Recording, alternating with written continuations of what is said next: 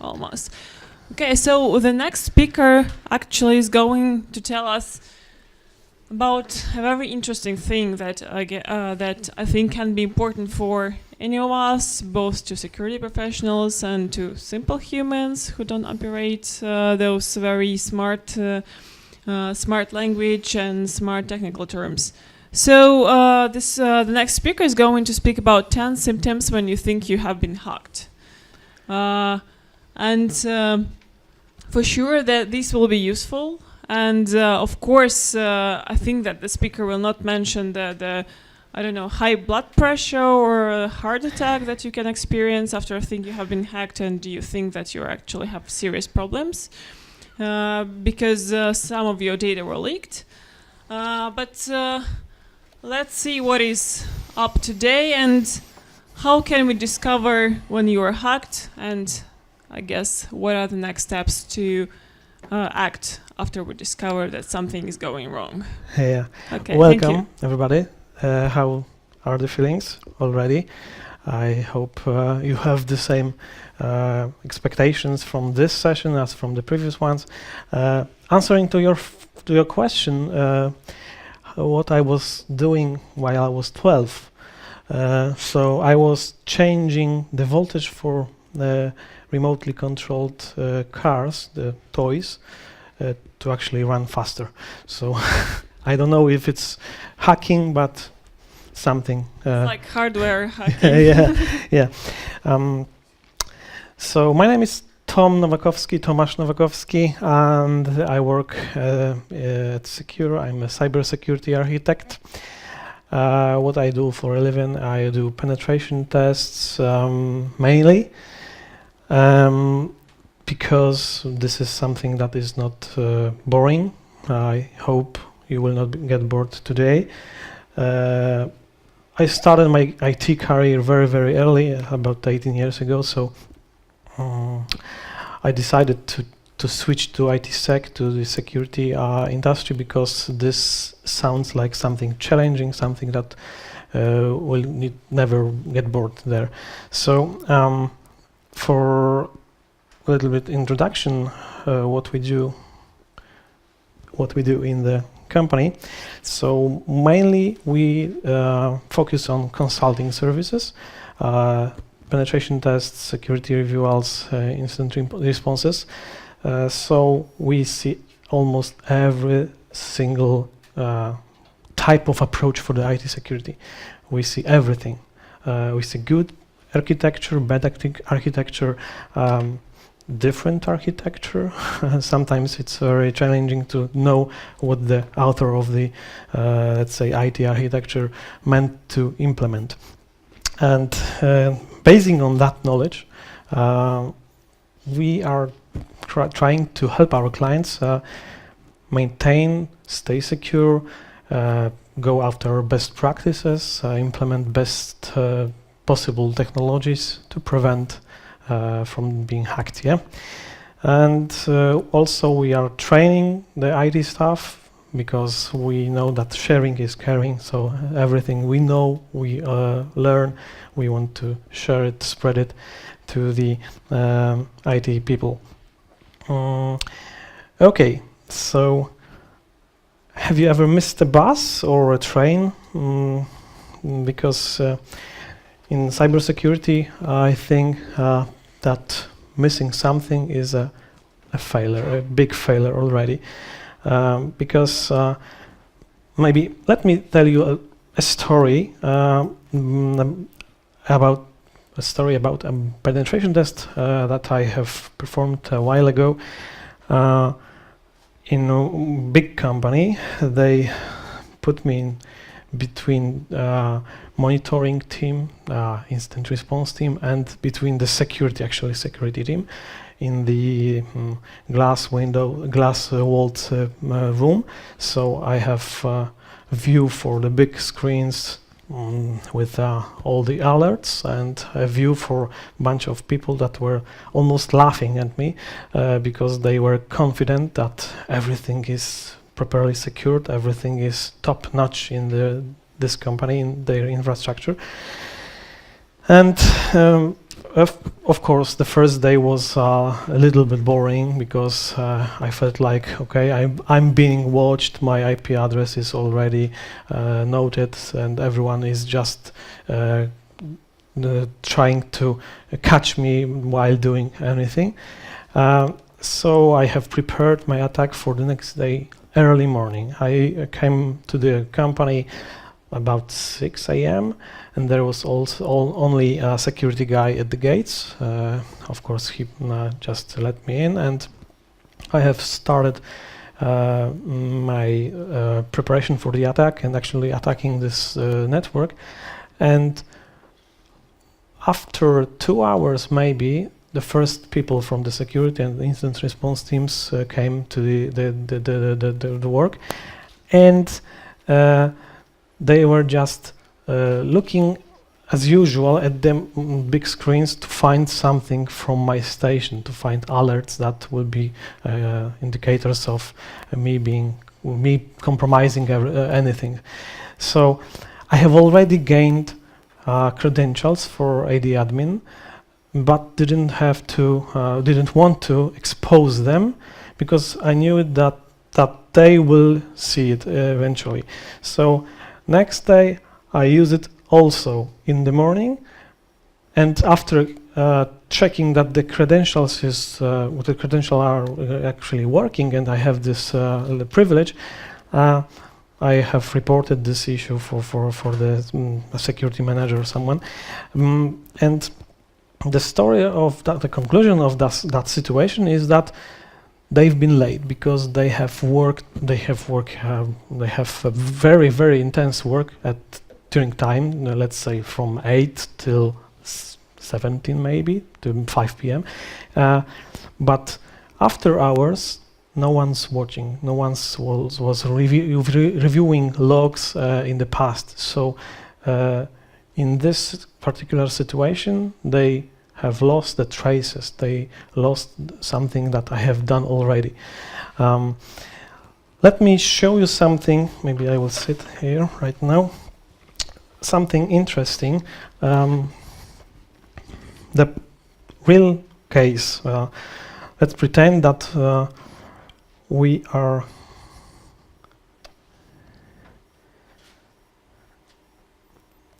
okay. Let's pretend that we are a normal user. This user, as the name stands, is, let's say, not a perfect one for the organization.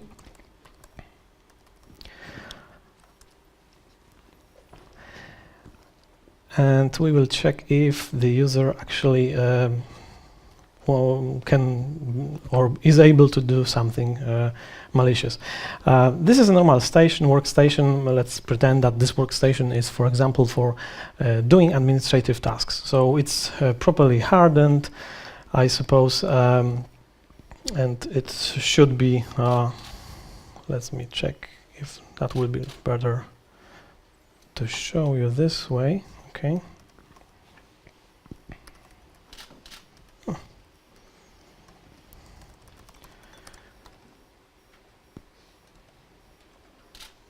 Not seeing the full screen yet.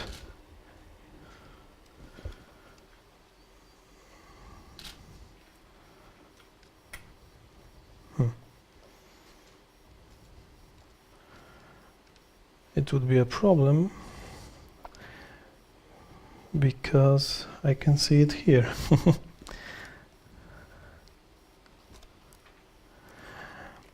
Okay, maybe this would be a better.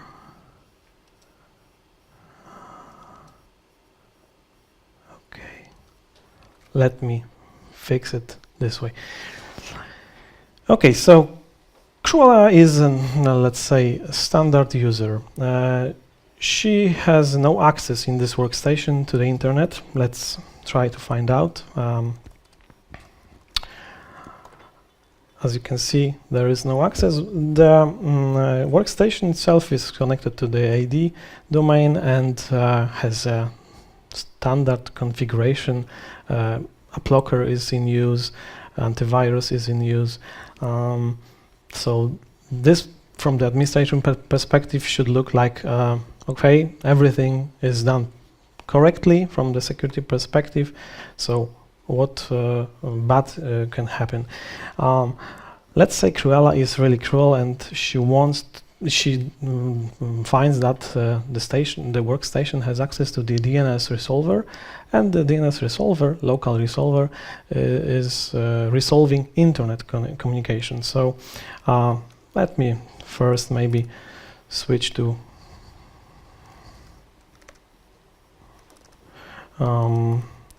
let's say our working folder. It's empty folder.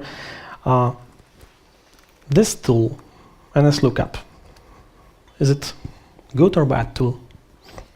It looks as it would be a, let's say, very good tool because it's implemented as a built-in tool into Windows since, I can't remember since when, maybe Windows 7, maybe earlier. It's a legit tool. I cannot find any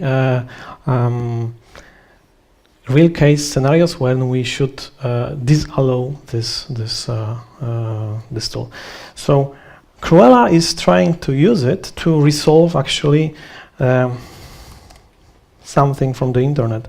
And DNS, as you know, it consists of the different type of queries, type of records. One of the most interesting is a TXT record that we can put anything in this.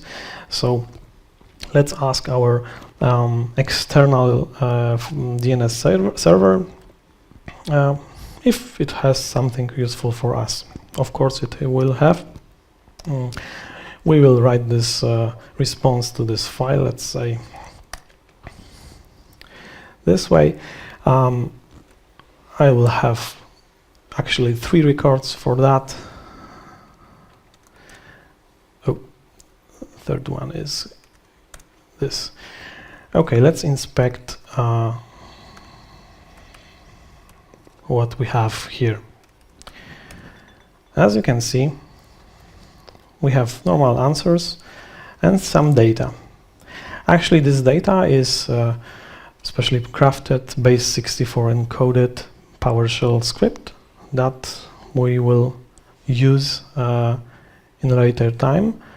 Okay, I will need to put it in one line, but first I see that I have only 2 records downloaded, so let me repeat the process from the early beginning. First one, the second one, and the third one is the second number, yeah. All right. So we want to have it in one line just to be able to run this script. I will do it manually, but normally if Cruella has a lot of time in her work, she can write another script to just extract this information automatically. Of course, this process is not so complicated, so this can be done in Notepad. And let me maybe copy that first. Okay, and she will run this script just this way. PowerShell, as I said earlier, that a blocker is in use. Let's say PowerShell for administrative purposes is allowed. It could be helpful in very common situations. So PowerShell is allowed. So we are running this script. After running this script for a while, yeah, we find out that we have another PowerShell file downloaded from the internet. So let me first run it. And as you can see, this script is downloading some extra files, and let me show you actually how it looks like, because it's very interesting and very simple. Okay. So this script is our team's research. Actually, it's fetching additional useful files for this type of attack or another attack on the workstation from our DNS servers. For this, let's say, situation, I'm downloading only 2 files just to show you that this is possible on using only DNS resolver, only using DNS protocol.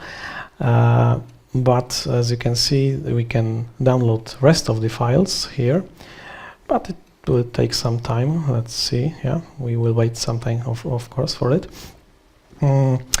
So what is interesting here? How we can, let's say,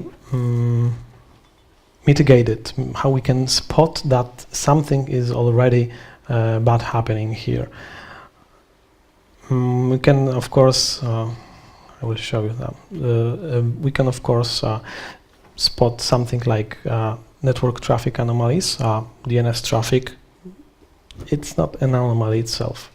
DNS traffic can be let's say, assumed as a load, assumed as a legit traffic, but too much DNS traffic can influence our DNS resolver's performance. So we can spot that, okay, for this DNS traffic from this station we have too many similarly looking queries. Maybe they are changing too fast. Maybe the size of the packets is, let's say, bigger than the average size of DNS query.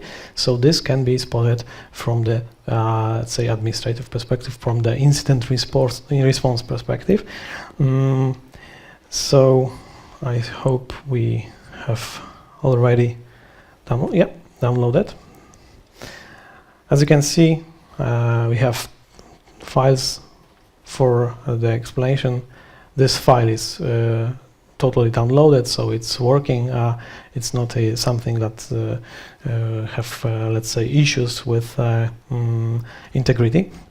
Let me copy rest of the files just to be quicker in that. Okay, so there is a master script here. This master script is something very useful for us. CQURE wants to check everything on this workstation to gain privileged access or gain additional access. So again, she just tested if there is actually no internet access. As you can see, there is no internet access available. I hope this is visible from the back of this audience. So this is, let's say, some important file server. She tries to access it, no luck. She tries to execute some executables. Okay, AppLocker is saying that this program is blocked by the AppLocker, so okay, we need to change something here to run our custom code, because every time we want to hack something, we want to have either some vulnerability or 0-day or custom code available for us to execute. So let's maybe first try to make a copy of one of the most important, let's say, files from operating system. This is also signed by Microsoft file. It's used by updating service. So this file should be legit to run by any user or by operating system itself. Let's inspect the privileges here. Okay, as you can see, only system or administrators can have full control of this file. We are not an administrator. Cruella is not an administrator. Let's inspect this. As you can see, she is, let's say, normal standard user without any special privileges in this system. So not much she can do about this file, but there is, let's say, 0-day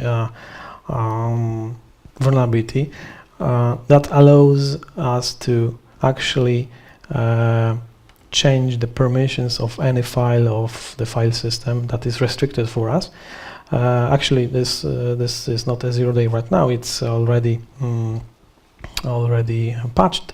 Let's say 3-4 weeks ago, I believe, something like that.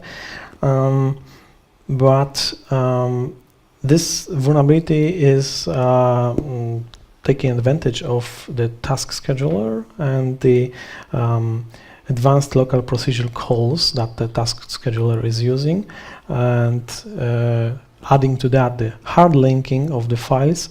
We were able to just change a permission or change, let's say, active permissions for files that normally are inaccessible for us. Let's try to use it. This is a pretty simple invoke. Nothing really changed here, but if we inspect the privileges once more, we can see one important change here. So authenticated users has already gained full control. So what does it mean for us? That we can copy or change the MSI executable with our own code. So let's do it. Let's overwrite it with disable AppLocker SVC executable. Actually, this is our another CQURE research. This is a service, or let's say executable, that pretends to be a service, legit service, and fools as service manager in this way that it service manager starts the service and talks to this process and say, are you starting? Yes, I'm starting, don't worry. And then actually the executable is doing his job, doing the job for us, and the job is pretty simple. It's not clear disabling AppLocker. Because disabling AppLocker globally should be spotted. Believe me, if someone is disabling AppLocker and you are using it in production, you should monitor if it's already running and it's enabled. If it's disabled by any workstation, from any workstation, then this should be a red alert in this big screens in the monitoring room that AppLocker has been disabled by someone. So let's run it. Let's exchange this executable and try to execute it. So we are telling service manager to start the service, like for example, check the updates. Yeah, this service is periodically running by the system to check if there are any updates available. So after this, let's try to inspect if we have, let's say, executable running. It's our custom code, so we are one step further to compromise of this workstation. Yeah. So what else can we do? Let's clean up a little bit, just to not break the system anymore. And our service, our malicious service, is giving us one more thing. Also, it's waiting for this file, checking if the file exists, and if it finds it, it will just give us a system console. That's a benefit of running service in the system authority. So let's create the file. Actually, we need to check the date. Okay, we have almost a minute. Yeah, no, less than a minute. Yeah, so this is a system console already gained. So CQURE now has system privileges. Let me stop here for a moment, and let's go back to the fatal signs. So what are the fatal signs of this behavior that we have just run in the moment?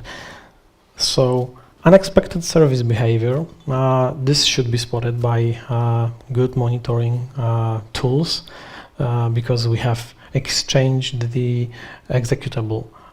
So the signature of the executable is changed. The executable probably after restarting, starting, or stopping, changing the state, maybe behave differently than the original one.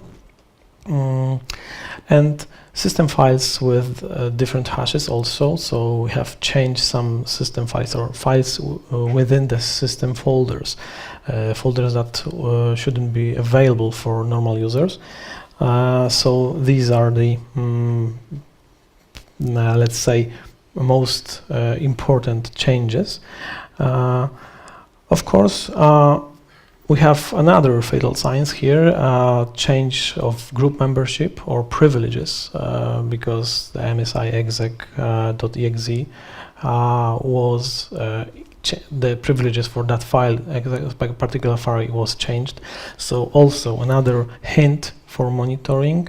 Let's take a dump of all the privileges for system files, for critical files, and let's monitor if these privileges were changed. And of course, this is not the case in this scenario. Usage of highly privileged privileges. So debug privilege is the highest one. This is not here the case, but also we should monitor actually this one, because this gives, let's say, something almost system-wide full compromise, or maybe full control for privilege for the system. We can, for example, having this privilege, make a dumps of memory from the processes like ls, ASS, and after that we have everything. For example, using Mimikatz, we can have clear text passwords, we can have all hashes, we can have Kerberos tokens, and we can use whatever we want to use against it. So these are let's say most critical fatal signs of this type of compromise. So let's get back to the CQURE. She gained system access, but she's, let's say, eager to have something more, because system access gives her almost everything on one station. So what else she can do? She can use something from this workstation to communicate, to authenticate, to gain more privileges in the network. Yeah. So she just found out that on the same workstation there is some guy called Sheriff that is already disconnected, but he is disconnected. It means that his session is, let's say, frozen, but possibly this guy has something on this workstation that can be used by CQURE for further attacks. So let me check first if we can use one of our very specially crafted tools that is not discovered by any antivirus, and also it's very unique, because I don't know if I told you firstly, but I think most of the hackers, most of the IT guys are pretty lazy. Yeah, let's face it. We want to have fast results, we want to have everything working, and we want to spend time remembering and learning around with system commands, features, parameters, etc. And the same situation is here in CQURE, but for that we want to have, let's say, nicely working for us tools. So we want to have tools that will help us gain this particular job for us without even thinking how it operates behind the scenes. Yeah. So we have this tool. This is called CQ Impersonate. This tool takes two parameters: the username and the process or command line we want to run with the user credentials, with the user authority, identity. So we know now that there is a sheriff user available in our system. Let's run the command of the sheriff. Okay, so let's confirm that we are the sheriffs. Yeah, so we gained a sheriff's profile, sheriff's command console. What does this give us? Particularly here in this scenario, we can, let's say, oh, it's not this type of system. Users, sheriff. We can find what's in this this user, particular user profile. Okay, we see something useful here. I'm pretty sure that you know that SSH is right now, let's say, Microsoft provided feature. So let's dig into it. Okay, so what we have here, standard file, known hosts, and we see that sheriff is connecting to other host that is on this IP address. So Cruella wants to check if she also has access to this host 10.10.10.1. First connection, password prompt. She don't know the password, so probably this is a failed attempt to break the password, brute force it or something. She will need, let's say, something like a private key for authentication. So because SSH also give us the opportunity to authenticate using private keys. How to extract the private key from the sheriff workstation, having the let's say having this type of command line. So for that also CQURE created another tool. Actually it's called CQ Open. It's a very long name. Yeah, Openssh Agent Key Decrypter. So this file has more parameters, but we want to have or use only two of them. Like output, export to file. Let's change the folder first. It would be nicer to have it here. Okay. So I will run this Openssh Agent Key Decrypter to export the private key of sheriff's account to this file. Oops, so this doesn't work. Registry access is not allowed. Cruella thinks it's hard and struggles. Okay, I have system account here, system access here, and the sheriff has no access to some registry. Let's try to fix it for him. Yeah. Regedit users. She knows the registry by heart, so she knows that she needs to change something here. Let's first confirm what is the SID of our sheriff's account. The SID can be found here, and it is, as you can see, ending with 4104. Yeah. So this is this key. Software OpenSSH. This is important place where the private keys are stored. So as you can see, the permissions are wisely chosen. So let's add the name of the sheriff here and give him something more, and let's do it for all our child's items. And let's do this again.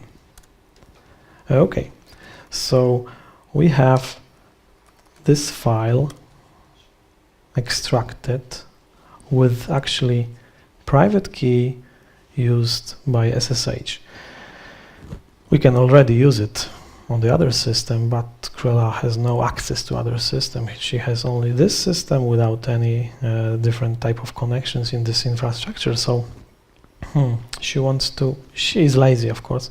She wants to import this private key to her account just to use it against other systems. So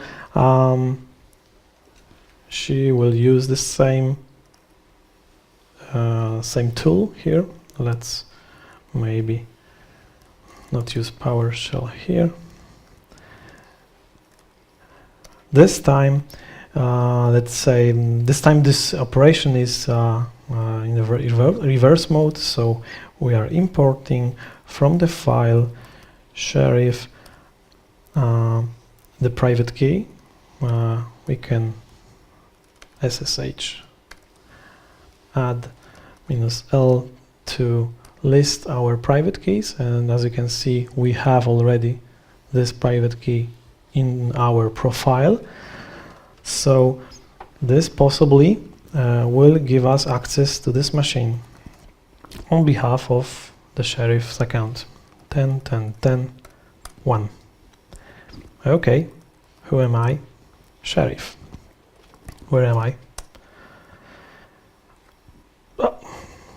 Host name and different machine. So I'm on a different machine. I'm already gaining some access, maybe privileged access. I'm not sure who the sheriff is, on some other machine on our network.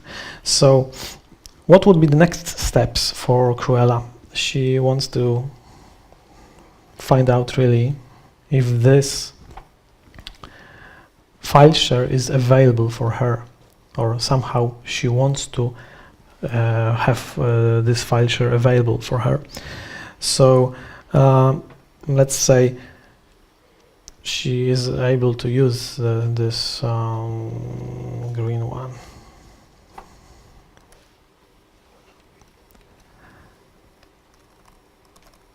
To confirm that the file share is available for sheriff. SDC 01.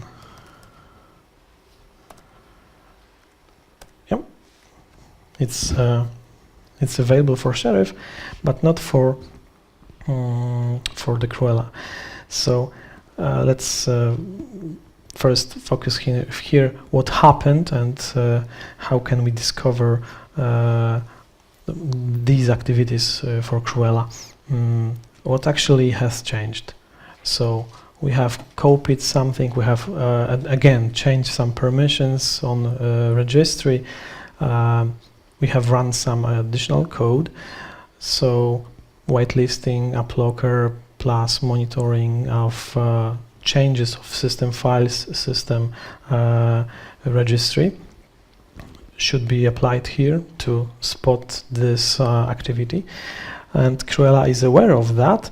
So she wants to have something more. Maybe let's say she wants to steal some data and hide it, or hide some information or hide some stuff that will be available only for her. Windows is a very interesting operating system that gives us right now this Windows subsystem for Linux feature. This feature gives us the ability to use Linux as a not a virtual machine, but as a working subsystem in this behalf of the Windows operating system kernel. So Cruella is aware of that, and she finds out that she can use this WSL feature for her needs. Let's say she wants to hide some data. Let's pretend that this data is very secret data stolen from the company. Yeah. File txt. Let's create the file with this secret data, and she wants to use some encryption for that, because she wants to hide it and delete it maybe from the file server, just to have the opportunity to let's say negotiate with her employee, maybe to just buy the data from her. She is really not wise a woman, so she is very knowledgeable, but she is a black hat. So she is using for that GPG. GPG is a built-in process into Linux, so secret password. This will be a password for encryption for GPG. We will use the GPG in batch mode. Passphrase 0 means that we are specifying secret password via standard input. And what else we need? Yeah, symmetric encryption. This is important. Let's encrypt this file, and after encrypting this file, let's delete it. Yeah. So as we can see, we have only this file. Let's inspect what kind of data is this. Profile command gives us information about type of data that is inside of the file that we are inspecting. So this gives us that this is encrypted file. Let's try to confirm that by opening this. Yeah, it's garbage for us. So this is no go, as let's say we don't have the password. We will not be able to decrypt the file actually. Yeah. So let's stop here right now, and maybe one more thing very Cruella will do. She will just delete all the files. Yeah. So there is no evidence on the drive that the Cruella even got something from the sheriff's profile, encrypted some files, etc. Yeah. So now would be at the time for our administrator just to check what happened, what actually happened here. Let's re-authenticate for our admin. He's a nice guy. He found something in logs suspicious, and he now tries to let's say make a forensics on this workstation to confirm his suspicion that something went wrong on this workstation. So what is he doing? I think first let's say quick win for that would be to run something from sysinternals suite. So let's run autoruns.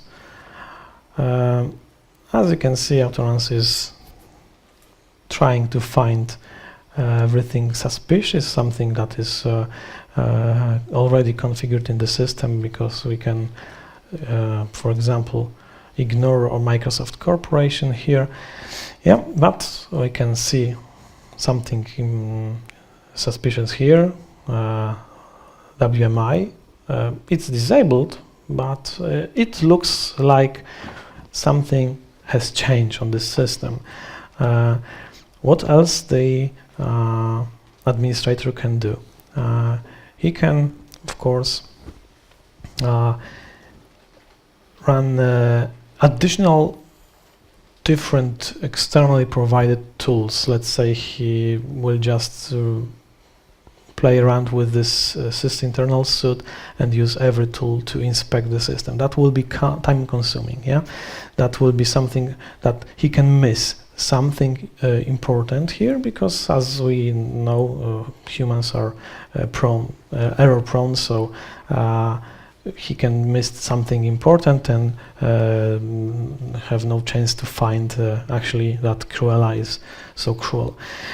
So for that, again, we are so lazy in CQURE, so we want to have the job done fast and without any important, let's say, hassle, and without thinking what we need to do, something like checklist, etc. We have created this PowerShell script that's called CQURE. It's very interesting. Let me run it as an administrator. What? It's not going to happen, yeah?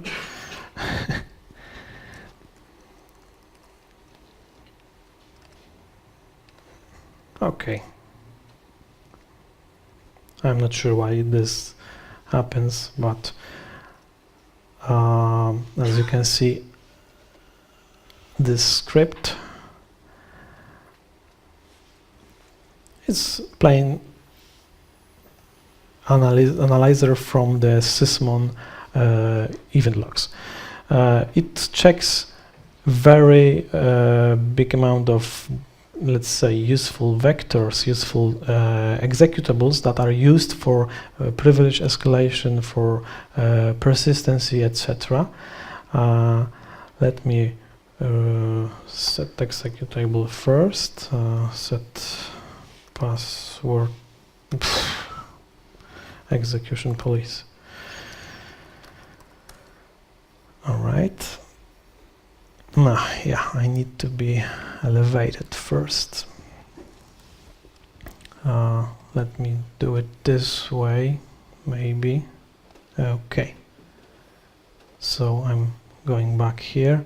As you can see, I have elevated PowerShell IC. Okay, and now let's go back to the CQURE. Okay, execution policy bypass. That is one thing that should be first changed by the administrator to run this code.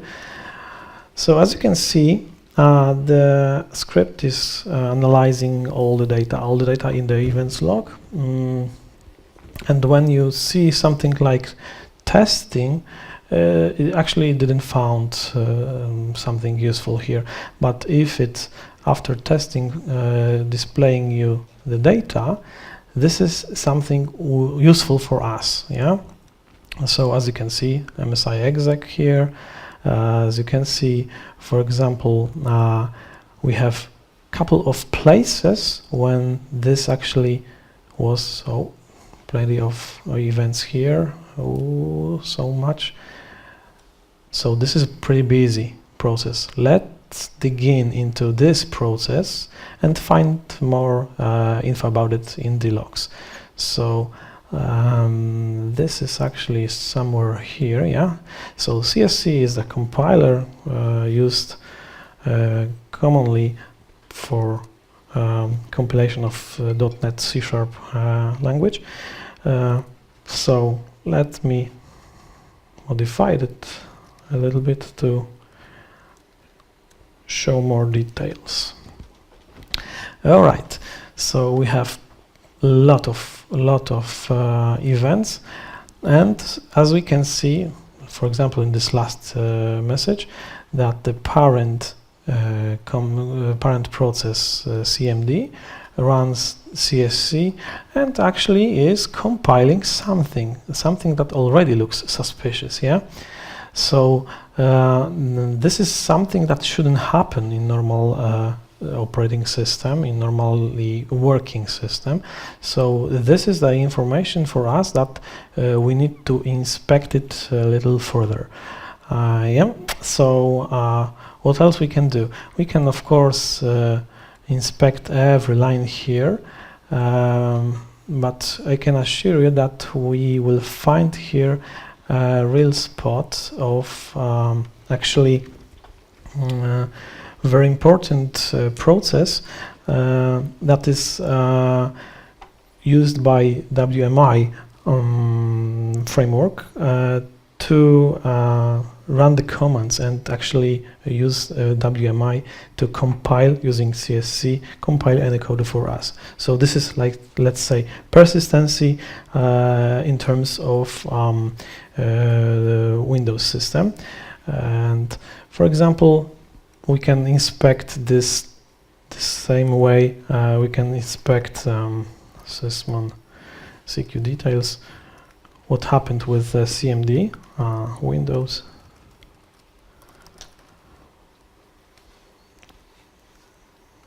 System 32, CMD.exe. All right, let's have a look at that. Oh, again, last event was very suspicious because this is actually the process of WMI that is giving us information that the standard event consumer of WMI is running commands for us. Yeah. So as an administrator, we should raise a red alert right now. But as you remember, CQURE used GPG in the Windows subsystem for Linux and use it for some activities on the system. So let's try to inspect that. We know that she used bash. Bash is also Windows delivered executable. So what information we have here? Only one event that we can see that the bash actually was executed by the command line, from the command line, and nothing more. So right now, WSL, Windows Subsystem for Linux, is, let's say, something like black box into the Windows system. This is not covered. All activities from this subsystem are not seen by the event managers. So we know that the CQURE was a cruel one, and she already deleted all the files, so there is no physical evidence that the files were on the system. So as a CQURE team, we created this, let's say, another lame tool, lame not in a perspective of a feature set, but for lazy people like us, we are not lazy, to undelete the files, and list all deleted files. So this is called CQ undelete. It has, let me grab it into this one. Maybe this will be better.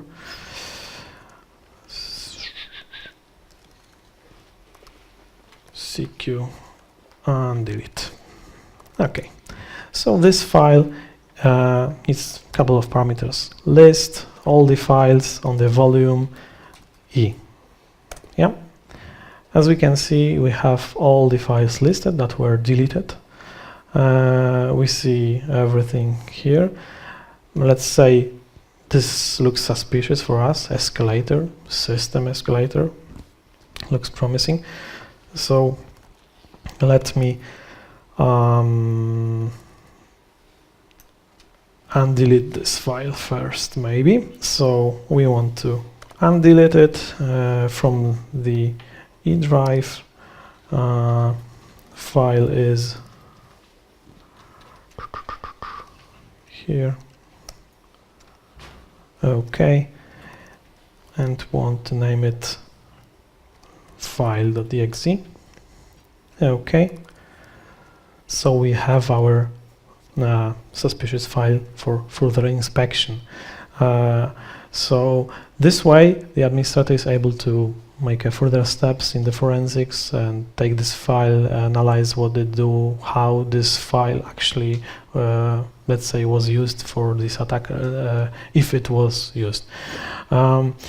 So this is a full scenario of real attack, of real world case when someone that have some let's say big amount of time to inspect the infrastructure from his workstation or workstation from his employee that he has access to, he can gain almost everything, because time is not our friend here. Yeah, so we know that we don't want to be late. Yeah, but let's say we don't want to be in a hurry, because sometimes when we are in a hurry, we can also miss something. Yeah, we touched watchdog files. Yeah, as for example here, another fatal sign that we have used the WMI that should be spotted. Autoruns is a first, let's say, simple example how this can be audited.